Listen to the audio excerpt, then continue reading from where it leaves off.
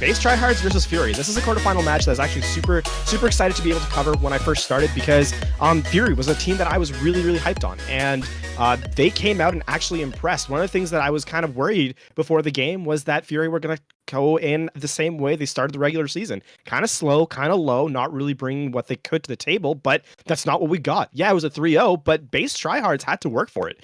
And I think here, one of the cool things about that is that Fury, even though they're out for this season, it shows that their future is still bright. You don't ever want to go out on a down note, and for Fury, it wasn't. That being said, Base Tryhards, they come in, they take the 3-0 as we expected. They do a really good job of it after all, and on top of that, they reintegrate 2 new players. So I think for Base Tryhards, the sky has always been the limit, and they're pushing for that. The Invincible run's still on the table, and you know what? With semifinals coming up, it is definitely doable, because, hey, look at our very next match of the quarterfinals that are on that side of the bracket. It is Isrius Gaming versus Team Sakinho Nation. And these, for what goes for Base Tryhards and Fury, perhaps the opposite goes for this particular team. Base Tryhards picked up a player from TSN, and then they had to move to a 3-tank roster, realistically speaking.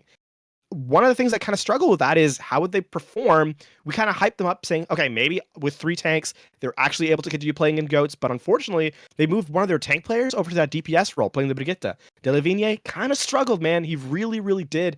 And unfortunately for TSN, not nearly as competitive. Isrius, though they were strong, they were able to bring out different rotations. We saw, of course, the Ashe and Pharah to counter McCree comp. They saw a lot of Ashe and Hanamura, of course. Jane doing a great job. He's been pretty much one-tricking it as of late in ranked, and then of course we saw it in the Contenders quarterfinals. But here, Isrius had a pretty easy run of it. So while yes, I'm happy for Isrius that they've turned their season around. They've actually done really well. They 3-0'd in their set in quarterfinals to head to the semis. They're now up against Base Tryhards. And what is it between Base Tryhards and Isrius Gaming that makes them so likely to play each other in the playoffs? And that's because they're both good. So I'm really excited for the semifinal match, but the difference maker here has to be Isrius Gaming playing a much cleaner, much tighter gameplay.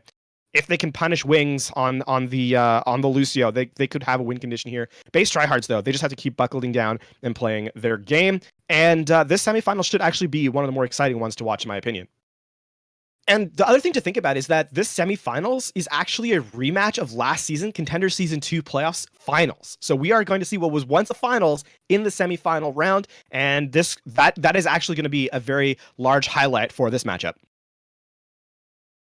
LFTL versus X10 Esports showed us why LFTL were the #1 seed coming out of Group B.